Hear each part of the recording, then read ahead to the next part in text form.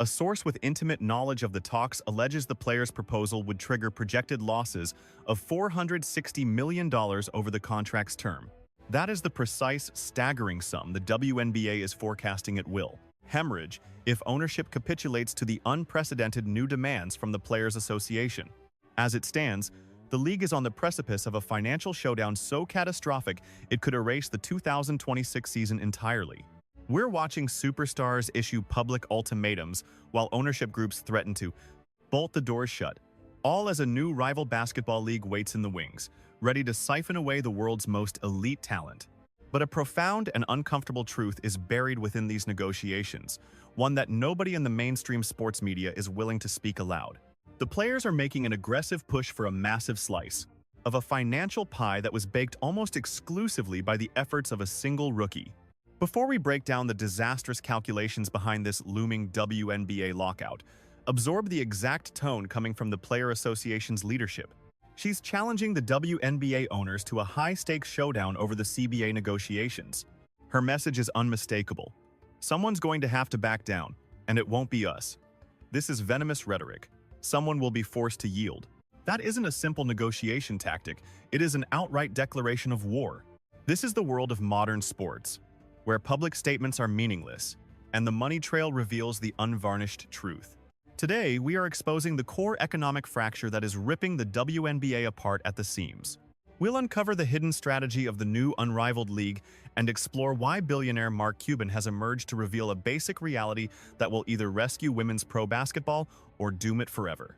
To fully comprehend how the WNBA has arrived at the brink of an atomic implosion, we must begin with the very spark that ignited this powder keg. Napheesa Collier is a five-time All-Star, a powerhouse for the Minnesota Lynx, and the vice president of the WNBA Players Association.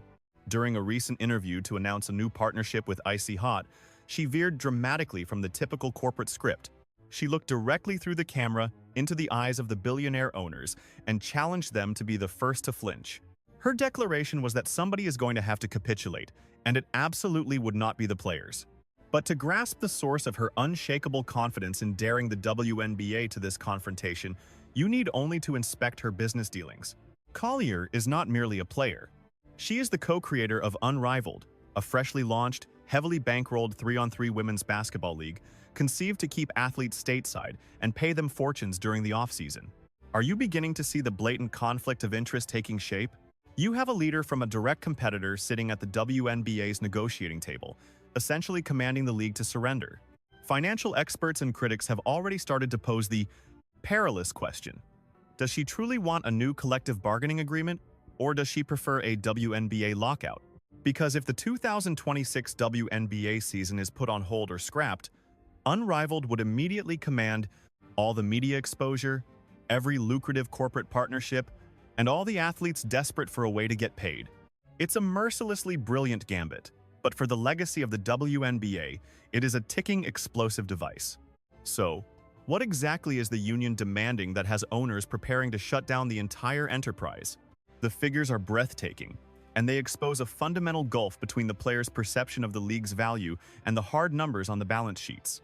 On Tuesday, the Players' Union presented its counteroffer, responding to the league's February 7th submission. In this document, the players are asking for 25% of the league's gross revenue in the initial year, which would escalate to an average of about 27.5% across the full term of the deal. Beyond that, they are insisting on a salary cap of nearly $9.5 million, in addition to maintaining heavily subsidized housing for athletes early in their careers. Now, to anyone who follows the NBA or the NFL, a 25% revenue share seems astonishingly low. Men's leagues typically function with an equitable 50-50 split of all basketball-related income, but you must comprehend the harsh economics of the WNBA's bottom line. This is a league that has, for decades, operated with a colossal deficit, kept solvent almost entirely by the NBA's deep pockets just to keep functioning. The players are witnessing the recent explosion in viewership, the sold-out arenas, and the skyrocketing merchandise sales, and they want their piece of the action now. They first proposed 30% in December, and they believe that dropping to 25% represents a huge concession. But the owners are looking at the true costs of operation, and their calculations predict nothing but ruin. Here is the catastrophic outcome if the owners agree to these terms. A source deep inside the negotiations revealed a staggering figure. The union's proposal would bleed WNBA teams dry, projecting a $460 million loss over the life of the agreement. And you must remember, we are talking about $460 million in projected losses throughout the agreement's duration. No sports franchise on earth can survive when it's hemorrhaging $500 million simply to satisfy a union's demands. In a surprising countermove, the owners laid a different offer on the table. A deal that would grant players over 70% of the league's and team's net value. Net value, that's the real hard cash profit. But the players didn't just say no, they fiercely shot it down. Why would they refuse a slice of the profits? Because they understand a harsh truth. Those profits are razor thin, and in many cities, they don't even exist. Their target is something else entirely, a cut of the gross revenue, the money that comes in right off the top. This is cash taken before a single bill is paid, before the arenas get their cut, before marketing costs are covered, before the front office gets a paycheck, and long before the staggering new expense of charter flights is even calculated. And this development leads us directly to the unavoidable central question at the heart of this entire firestorm. What could possibly make that gross revenue so tantalizingly high that players would gamble their entire careers to seize a piece of it right here, right now? The answer boils down to just two words: Caitlin Clark. Let's be brutally honest, everyone wants a slice of the pie she baked. She delivered this opportunity on a silver platter, a veritable Thanksgiving feast for the entire league. And what's happening now? They're just making a mess of the whole meal. Before Caitlin Clark injected her Midas touch into the professional game, the league was practically begging people to take free tickets in half its cities. Then came Clark, and suddenly, arenas from coast to coast were sold out, entirely on her name alone. She wielded so much power that major networks tore up their schedules just to slot WNBA games into coveted primetime spots. Her arrival brought a tidal wave of new, passionate fans, unleashing a torrent of cash the league hadn't witnessed in its entire 28-year existence. So now, the Players Association is attempting to exploit what can only be called the Caitlin Clark stimulus package, aiming to secure guaranteed multi-million-dollar long-term contracts for every single player. This is like a small-town theater casting a Hollywood superstar for a single production, and then suddenly, the stagehands, the understudies, and the lighting crew all demand a 400% pay raise because of 1 month's booming ticket sales. There's no denying the pie has grown, but the team owners are seasoned business veterans. They are absolutely unwilling to chain themselves to $500 million in guaranteed debt, all based on a one-year fluke driven by a once-in-a-generation superstar. They need to see if this explosion of interest is sustainable for 3 to 5 years before they even think about unlocking the vault. The result is a complete and utter deadlock. The players are demanding money the league simply doesn't have money that would drive it into bankruptcy. So how can anyone possibly repair a financial model that is broken at its very core? You call in a billionaire who knows how to construct an empire from the ground up. Enter Mark Cuban. The former Mavericks owner glanced at the WNBA's books, listened to the players' grievances, and immediately pinpointed the fatal flaw that guarantees its failure. Prepare yourself for this brutal dose of reality. He stated, "The insane thing is, regardless of what the WNBA does with its salaries, every single star college player will accept a pay cut to join the league." Just let that chilling economic truth sink in for a moment. The professional level literally pays less than the college circuit. Cuban highlighted that elite college athletes in major conferences are earning between $500,000 and $1.2 million a year from name, image, and likeness deals alone. While in college, their living expenses are covered, their meals are subsidized, and they travel on private jets paid for by wealthy boosters. Massive alumni networks ensure they are treated like absolute royalty.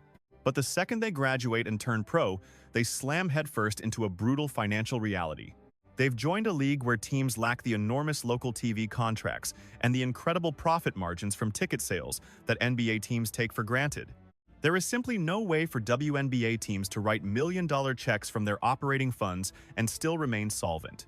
The numbers just don't add up, and no amount of yelling at the owners is going to conjure money out of thin air.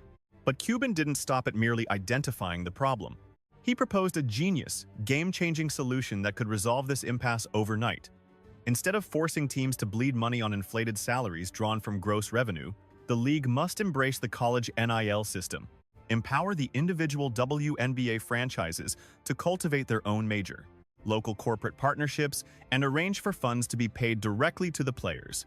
In the NBA, it is unthinkable for a team to tell a sponsor, "Listen, give our star player an extra $5 million so we can sidestep the luxury tax." That action constitutes salary cap circumvention, a move that is strictly forbidden under their collective bargaining agreement. Yet Cuban contends that the WNBA must embrace this very strategy. The league should legalize it, he argues, and implement a sponsor cap based on a player's years in the league. Let the franchises use outside corporate funds to augment the league's startlingly low base salaries. If a team in Indiana decides its players deserve more, it should be able to approach a local tech giant or a sprawling agricultural corporation and have that business pay the athlete directly as part of a team-brokered sponsorship. This strategy completely relieves the WNBA owners of the financial strain while delivering the players the exact compensation they are demanding. However, critics are quick to argue that such a system would shatter competitive balance. Larger markets like New York and Los Angeles would gain a monumental advantage thanks to their much deeper pool of affluent corporate sponsors. But Cuban already has a counter for that argument. His proposed solution is revenue sharing. The WNBA could stipulate that a portion of all corporate NIL funds be channeled into a central pool, which is then distributed fairly across the entire league. This is precisely the playbook the NBA followed with its jersey patch advertisements. When teams began featuring sponsor logos on their uniforms, it became clear that a sponsor's true value extended far beyond the local fans inside the arena. The real prize was the national television coverage, the thrilling playoff journeys, and the viral moments that dominate social media feeds. For that reason, the revenue is shared. The WNBA could institute the very same system for direct player sponsorships. Mark Cuban is essentially telling the players and owners, "Stop fighting over the scraps of a pie that's getting smaller. Reinvent the game. Bring in billions from outside corporations and let them cover the cost of player salaries." But until the collective bargaining agreement is amended to permit this kind of bold, creative, financial engineering, both sides are locked in a death spiral as the clock ticks mercilessly onward. The regular season is slated to begin on May 8th. But before that day arrives, the league must overcome a mountain of logistical challenges. They are tasked with executing expansion drafts for 2 new franchises, one in Toronto and another in Portland. They must oversee a turbulent free agency period and also host the 2026 WNBA draft. None of this can be accomplished smoothly while players are threatening a walkout. As Nafisa Collier has made clear, the players are eager to compete. They insist this is both their livelihood and their passion, but their public messaging is alienating the very fan base essential for their survival. You simply cannot take to national media, challenge the owners to dissolve the league, demand a bigger share of a success you didn't solely create, and then expect the average working-class fan to blindly endorse a labor strike. If Collier and the Players Association hold their ground, and if the billionaire owners refuse to take on a $460 million catastrophic loss, the 2026 season is simply not going to happen. There will be a lockout. The tragic irony here is that by demanding what they feel they're owed right now, the players could end up demolishing the very platform that has finally made them stars. They risk pushing away the millions of new viewers who tuned in to see Caitlin Clark play, potentially sending them right back to the NBA or college basketball. The NBA hemorrhaged money for 40 years, methodically constructing its financial foundation and enduring brutal labor battles before its players began signing supermax contracts. The WNBA has only just experienced its first true wave of global, mainstream popularity, and the union's first move was to demand that the entire vault be emptied. You cannot force a multi-billion-dollar economy into existence by threatening a strike. The numbers themselves have to work. And at this moment, the only thing that seems to be working is the impending disaster. What are your thoughts? Is the players' union being short-sighted and greedy, attempting to seize a financial boom they weren't solely responsible for? Or are the WNBA owners concealing their true earnings, manipulating their financial records, and denying fair pay to the athletes who put their bodies on the line? Share your most insightful take in the comments section below. To stay ahead of the curve on the real business of sports, hit that subscribe button, like the video, and activate the bell for notifications. On this channel, we skip the fluff, we track the money. I'll see you in the next deep dive.